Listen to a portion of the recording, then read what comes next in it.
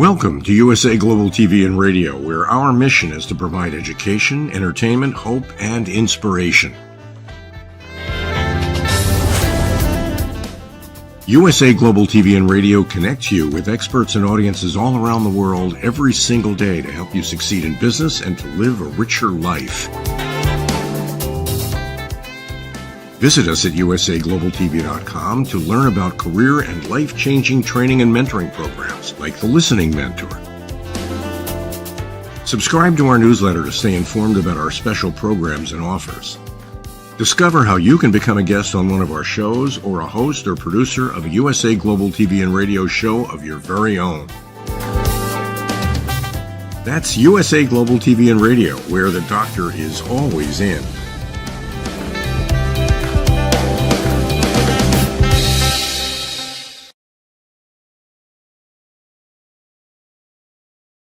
Good morning, good afternoon, good evening. Welcome home to USA Global TV and Radio, where we provide world-class education, inspiration, and hope.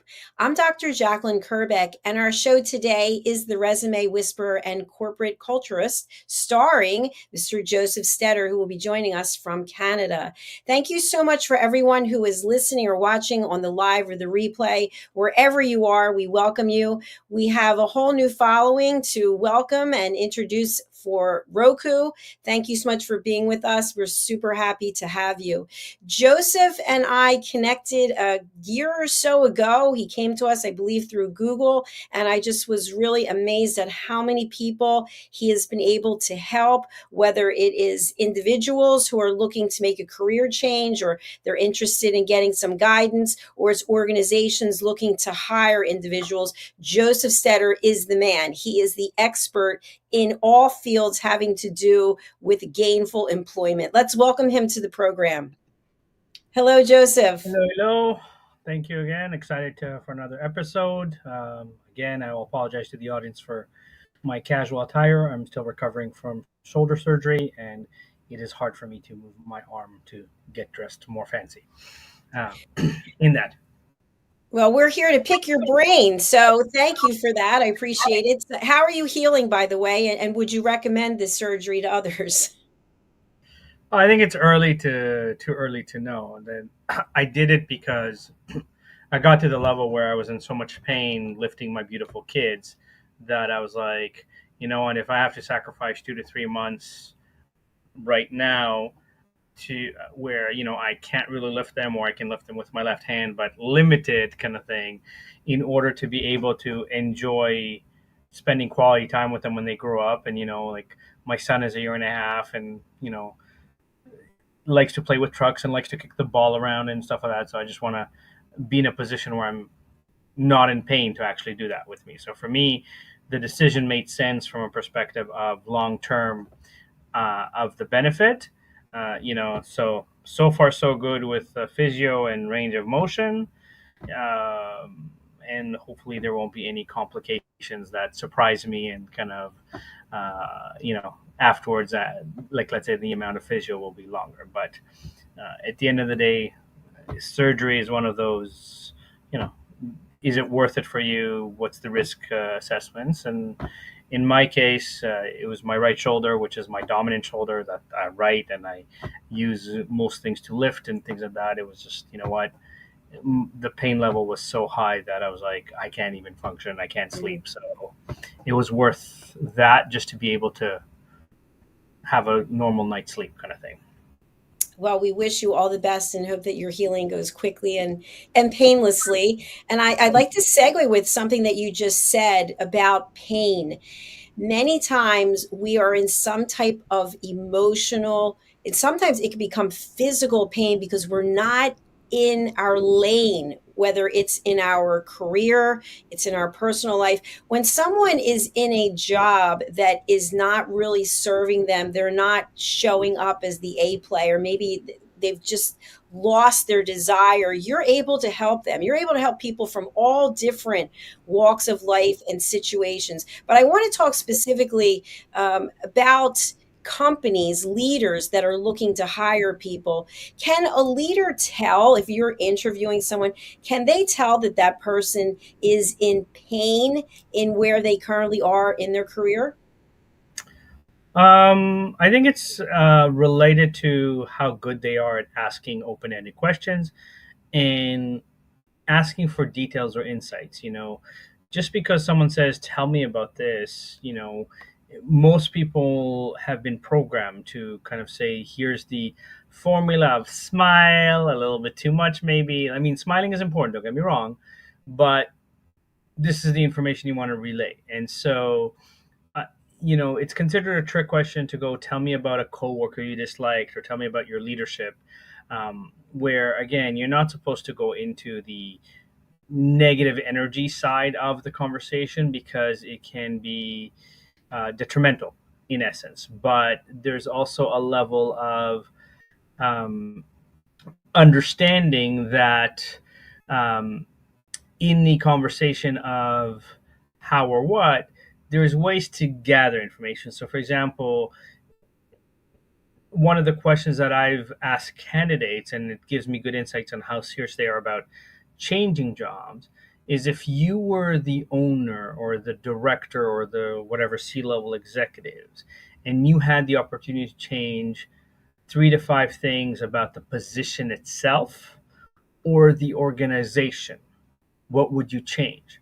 And this is an opportunity for people to kind of, we'll call it, vent without getting sucked into that negative energy, because they're saying, you know what, I would have better communication. So they're saying that the communication is bad, but they're not saying, oh my God, it's horrible, and getting to that. And so, again, a good interviewer knows how to ask those kind of questions and knows to gauge the level of depth of answer. But a lot of executives tend to kind of follow the standard, "This has been used for the past 40 years, let's stick with it" idea. Perfect. Thanks so much for explaining that. I appreciate it. I'm also wondering, are certain cities known for having the best talent? I think that's a loaded question in that it depends on what talent you're looking at. There are certain areas like California or San Diego that's known for Silicon Valley. In Canada, like Ottawa, Toronto have more of the high tech than the rest of Canada in terms of at least headquarters, in terms of companies in there. But it's not necessarily that there's more talent here or more talent there, because I think it's relative to the industry and the profession. Like, for example, if you're an aeronautical engineer, Toronto is not the city for you, uh, because most of the aeronautical, you know, companies are, let's say, headquartered in other places, like, so it depends on where, how, or what the profession is. And uh, obviously, the bigger the city, the potential more competition there is, and therefore higher demands of you working rather than the work-life balance mentality. This is a huge, huge difference between East Coast and West Coast in North America. In the East Coast, there's a mindset that it's a rat race, and there's a adage that says that you live to work. And in the West Coast, the opposite kind of holds true, where you work to live. And though that simple phrase makes a huge difference on whether or not you'll work all weekend or not. Because in the East Coast, when your boss asks you to work, it's a mentality of, okay, how long do you need me for? In the West Coast, it's like, it's the weekend. That's my time. I don't work. So I think it's really dependent on the profession. It depends on the industry. It depends on, you know, location. It depends on company culture. It depends on the leadership and the expectations for the leaderships. Like right now is accounting season. So any accountant in North America is stressed because this is their crazy busy season. And it's 2, 3 months of hell. But after that, there's a lot of incentives to not quit by having, work from home, flexible hours, banked hours that you can take as days off, whatever the combination that the company has. So I think that's an influence. Whereas in, engineering, for example, construction depends on the weather. If you're in Minnesota and there was a foot of snow and it's 0 degrees, you can't really build anything. So there's a difference there because that would be a quieter time for it. But I think it's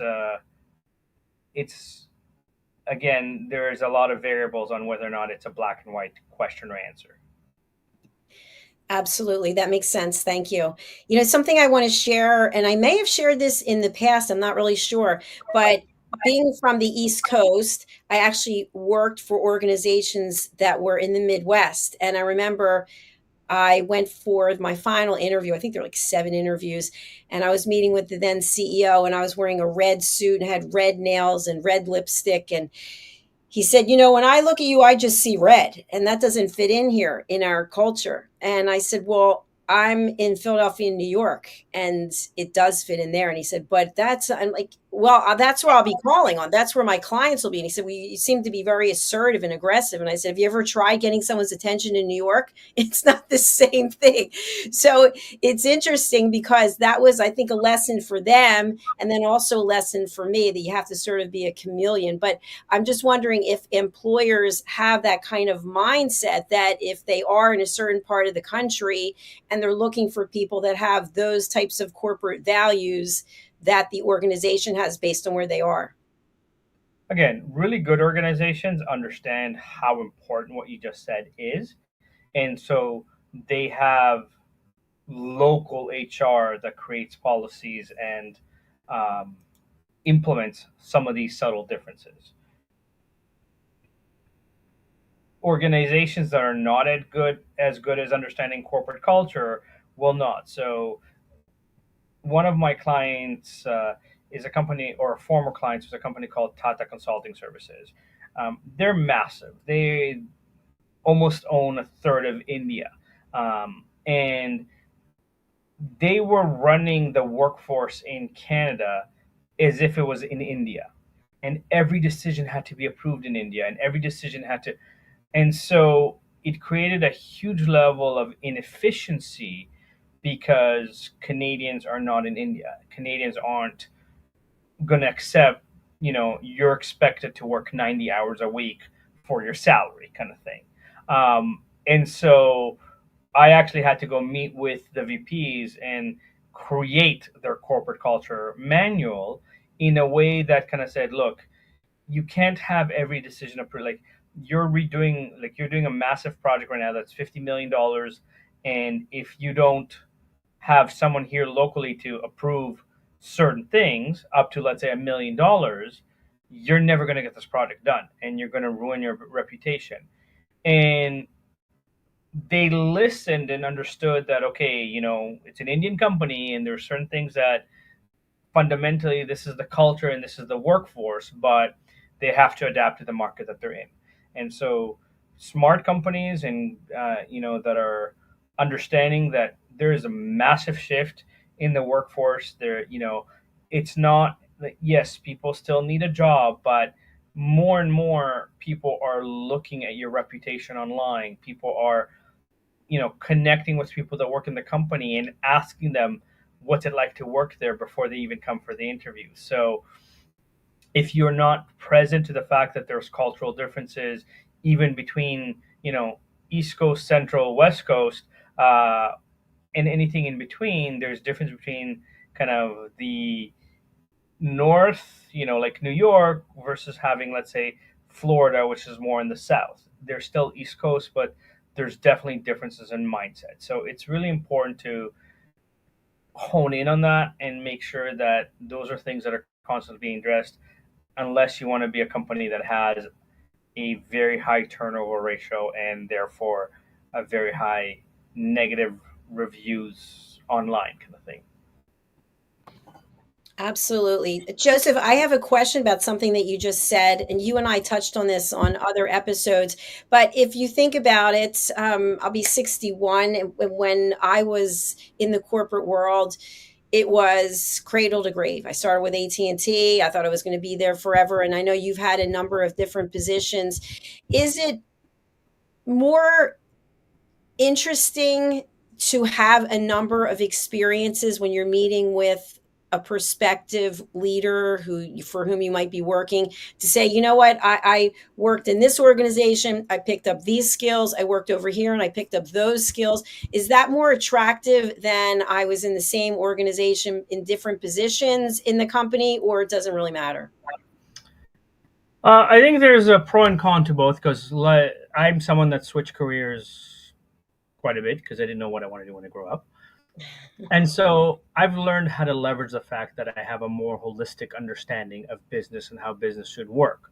But again, in the interview side of things, it's your responsibility to share why the fact that you've switched jobs a few times is in the interest or benefit of the potential employer, and what you can do or how you can use that to leverage better sales. So, in the example that you just gave us, for example, um, when you were being interviewed, even though you were being interviewed centrally, if your target market is the East Coast, it's a different personality type. It's a different person. And so, if you don't understand that, your sales might not work, because there are certain, I'll use the word rituals or habits that need to occur in order to make sure that you can close a sale. Um, yes, you want to be aware of your audience. I mean, in any form, like if you go to stand up comedy, there is a lot of brilliant comedians. It doesn't mean that all of them are my style or my flavor or my interest. And so I've gone to stand up shows where I did not enjoy the show because the comedians, for example, were extremely vulgar, and it's not my sense of humor. People in the audience laughed. I didn't. So, yes, you have to be aware of how to leverage. I have experience that's I can bring to the table. I have knowledge, or I have skills because I did X, Y, and Z, and not just because I've been for a company for 30 years.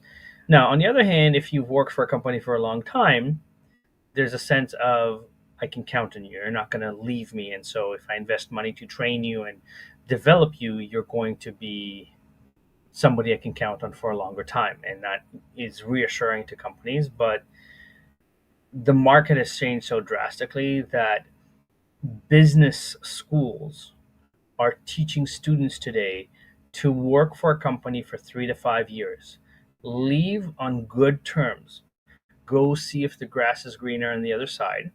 And if it's not, come back a year later, and you're more likely to get the raise and the promotion because they'll understand how much work you did and appreciate you, than trying to climb up the ladder for the next 20 years in the same organization. So the mindset, Dr. JACALYN, I mean, you shared your age, but the mindset of, working for 35 years in one company and then retiring has completely changed. And it is very rare this day and age to find people that have very little movement.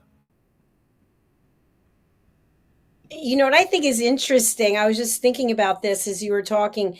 I've been divorced 25 years, but in this country, I don't know how it is in Canada, for so long, it was sort of like an incredible rite of passage if you've been married for 50 years or 40 years. But yeah, we go to work and we're going to stay there for a couple years and we're going to leave. So it's really kind of the opposite viewpoint, isn't it? Well, again, unfortunately, there is a level where I will say the even relationship. Like I've been married now, coming on 5 years, and I've been with my wife for 7 years. And my parents were married for 36 years, and unfortunately, my father passed away, and that's kind of what led to the end of the marriage. Sorry, I'm just readjusting there. And I know plenty of people that, wow, you've been married for 45 years, you've been married for 50 years. But I also know, like, family of mine that, were divorced within a year or divorced within 2 years. And Unfortunately, this is where I will say I feel that we've kind of become a culture that is all about instant gratification, and we're not ready to commit or fight. You know, there is a level where, my wife and I were going through a little bit of heartache, and we decided, like, we love each other, we care about each other. Let's go get therapy and have somebody guide us to listen to each other better. And the therapist said something that, when I kind of processed what she said, it was so profound. And she said, when you get married, in essence, there's six people in the bed, because there's you and your wife, and then there's her parents, and then there's your parents. And so they're all affecting the dynamic of the relationship. They're all affecting the culture because you have a particular upbringing. So if you were raised to, let's say, have this or this happen, and now you're in a relationship where somebody believes differently, like, for example, again, being, let's say, Jewish, according to Jewish faith, the roles of the man and the roles of the woman are clearly defined as part of being religious, as part of, uh, this is how you learn to love each other, because you accept this. And so in the more religion, it's still practiced. But in this modern world, like, I grew up where my father was work, work, work. And, he was involved with, like, Rotary Club, and but it wasn't necessarily till later on in my life where he was more directly involved with what the kids are doing and how they're doing it and so forth. My kids are 3.5 years old and 1.5, and I'm fully involved in their stuff. So, the dynamic of, okay, my wife enjoys cooking. Okay, so she can do the cooking, but I will do the laundry, or I'll do the this to offset. And we try to balance where, some days I'm at 100% and she's at zero, and some days she's at 100% and I'm at zero, and some days we're both at 50%. And so it's finding that balance. And what I'm noticing is that people tend to, as soon as there's an argument, as soon as there's a disagreement, just go, okay, that's it, we're done. And there's no level of desire to fix the problem, to work on it, to understand each other. And so I'm noticing this in a lot of companies too, where it's kind of like, okay, we'll hire somebody younger, we'll just hire somebody who just finished education because they're cheaper. And all of a sudden, you're dismissing the knowledge that's been acquired through experience. You're dismissing the fact that, you know, the baby boomers, the Gen Xers have more maturity and can handle more than some of the millennials. Um, I watched a video today and made me both laugh and cry, where this woman basically ranted that her child identifies as a cat, and clearly probably a small child, and she's not going to sue, but she went to the veterinarian, and the veterinarian said he could not take care of her son because he's not qualified to take care of humans. And her video was, but he identifies as a cat. And I was like, did we really get this far in the world to the left, that a, 3-year-old that has imagination and says, I identify out of play, is now a life choice? I mean, my daughter is into Paw Patrol right now. And so she's obsessed with Sky. 6 months ago, she was Peppa Pig. 6 months before that, she was Coco Melon. And, we had constructions in our neighborhood, so she saw tractors and was obsessed with tractors for a month. She's 3. I'm not going to start putting her into, you identify as a tractor or you identify as Sky from there, because she has an amazing imagination. And I celebrate her imagination, and I support it. So I spoil her. So right now she's into Paw Patrol. So I buy her Paw Patrol toys and until she gets bored with them, and then we'll switch to whatever is the next phase of her kind of growing. But if companies are and individuals are now, this whole conversation of you can be whoever you want, but if I don't know you, don't expect me to know all your pronouns or all your things until you tell me. Once you tell me, if I'm being rude and I don't want to address you by your pronoun, that's a whole other conversation. But I can only address you on manners of you are dressed, let's say, like a woman, Dr. JACALYN, so I will address you as ma'am or she and so forth. And if you say, hey, I identify as this, I will correct myself. But if you get upset at me because based on your appearance, I was trying to be polite or have manners, we're in a very scary world kind of thing. Yeah, wow, there's so many things that you mentioned that I could really dive into. One thing I just want to say that here on this platform, I have challenges as well because I don't know someone's pronouns. And if I see you and I think he, you tell me, no, I'm they. Okay, well, now I know. I didn't know. How would I know if you didn't tell me? So I think it's, Right. we And want to those do the are right thing and be respectful. right. There's a level of respect, but you have to understand that in the job market, again, you're applying for a job. There's a name on the resume. Based on the name, there is an association to male or female, right? If I interview somebody and they say before we start, I want to let you know that I identify as a lamp, like, okay, you're interviewing for a job, so how am I interviewing a lamp for a job, kind of thing?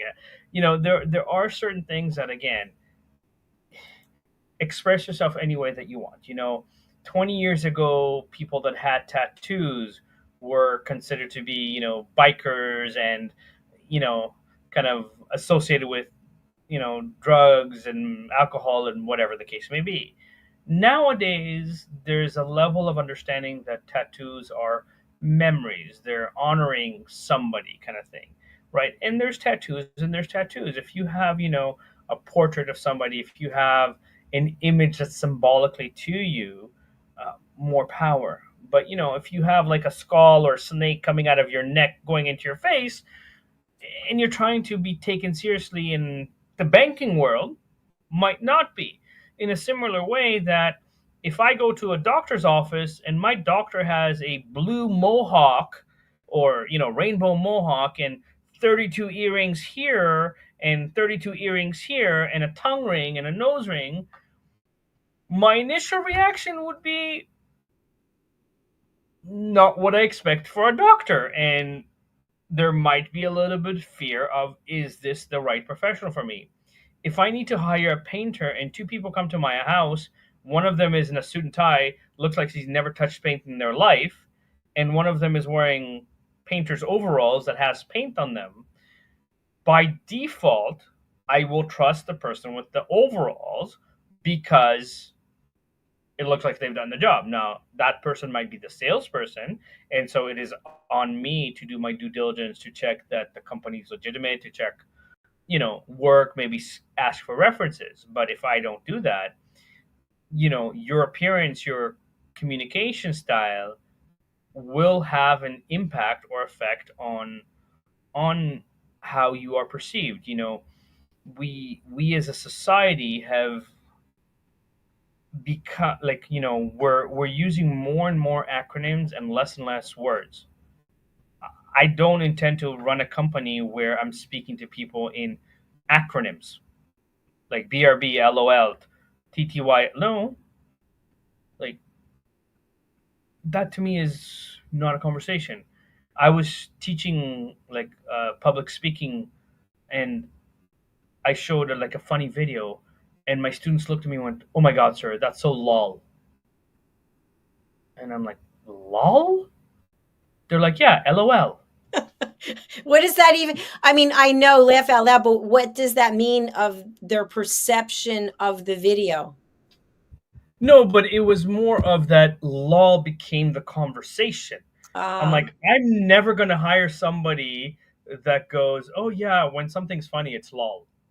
Like, no. And even the word like, I'm trying to catch myself saying it, but we've become so, you know, sometimes you hear, let's say, millennials speaking, and this is the conversation. So like yesterday, like, oh my god, like, like I was talking to this boy, like, oh my god, like, and like, oh my god, and like he said, like, oh my god, and like, and half hour all they said is like, and oh my god.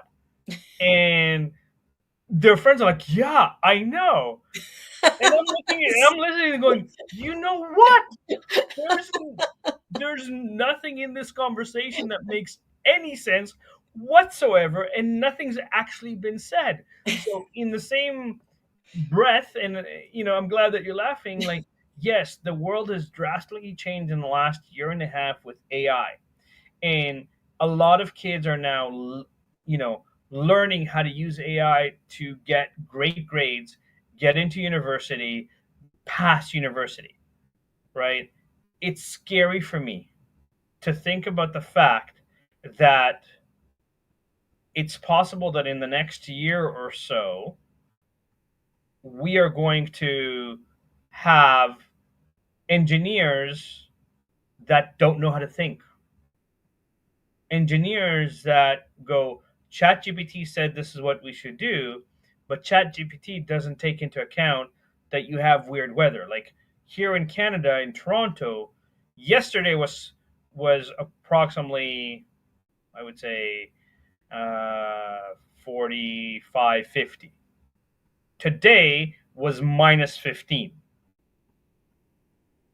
So in the world of construction, for example, you cannot build, let's say, foundations and cement when it's minus weather.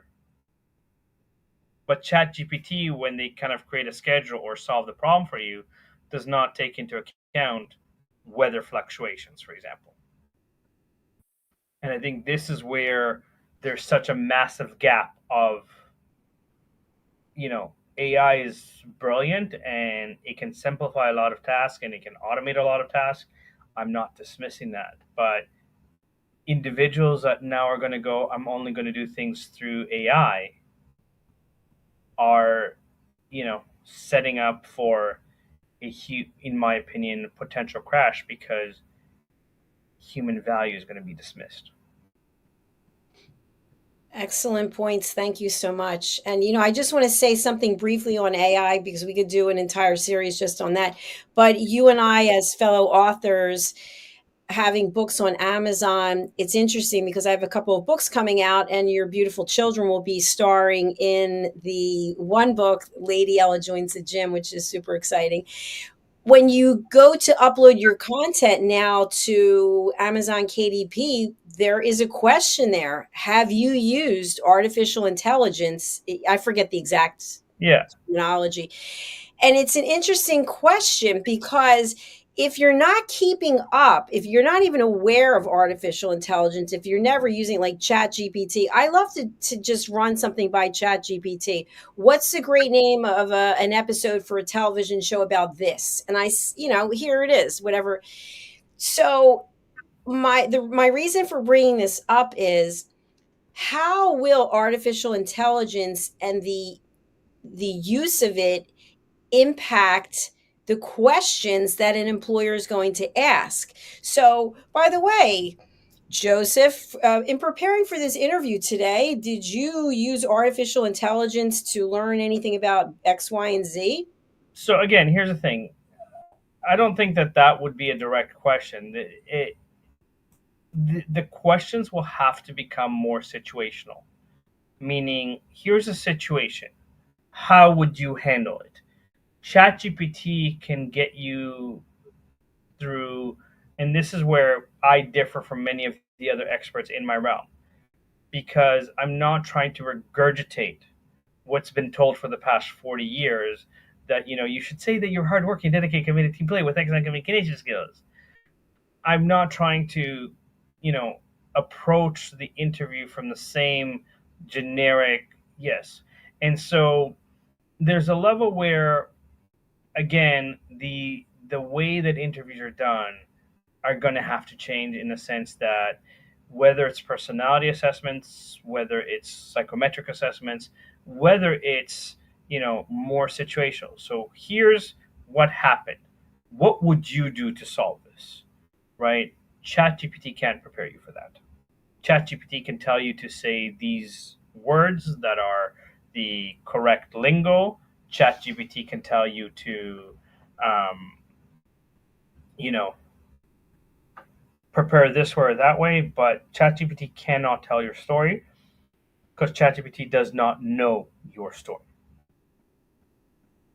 Excellent. Thank you for clarifying that. I really appreciate it. And again, I think we've got a lot of episodes we could even do just about that.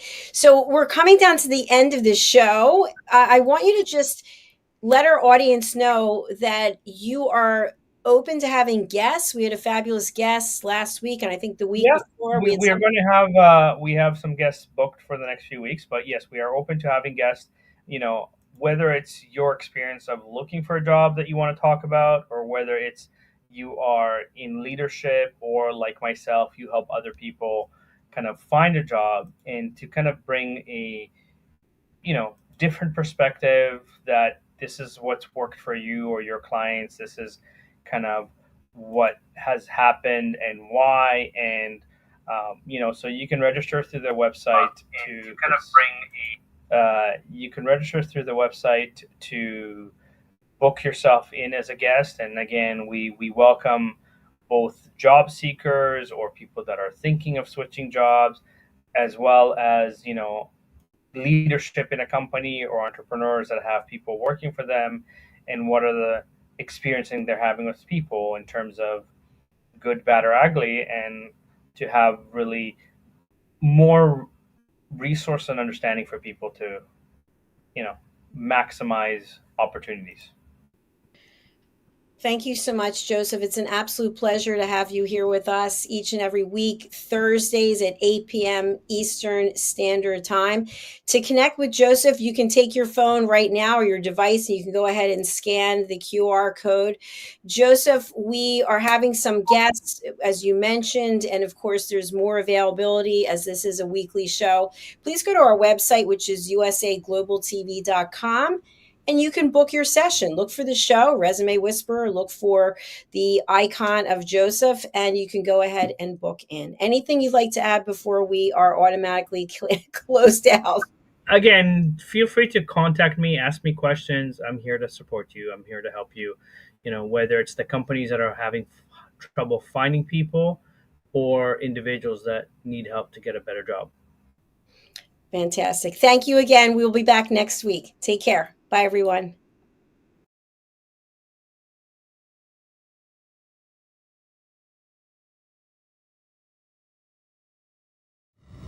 The last few days have been really amazing. I had the trainer course from the British School of Etiquette. And I must say it's been one of the best decisions I've ever made, and one of the best investments I've made in my own training and development.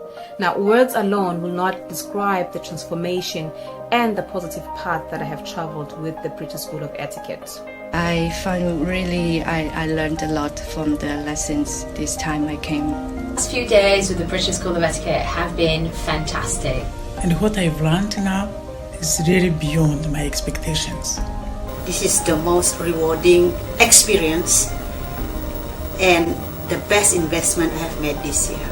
It was just great. I learned so much, and when I go back to Belgium I will incorporate a lot of it into my day-to-day life and business. It's been absolutely wonderful for the whole week that we were here. I feel transformed, and I feel like blowing a trumpet and tell people, come and do this school. This class is the best. This is the best school ever.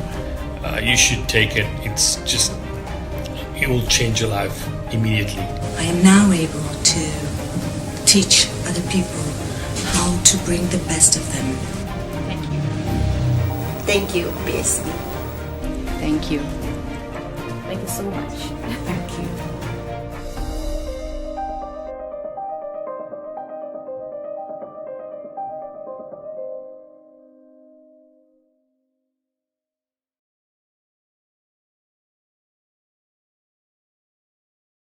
fostering better personal and professional relationships. Module 8, Mastery in Dining Etiquette. Building your confidence to perfect the subtleties of dining with finesse, enhancing your social savviness at any table. Step into the Polished Professional program where poise, elegance, and excellence aren't just taught, they're instilled for life. Join us to redefine your potential and polish your professional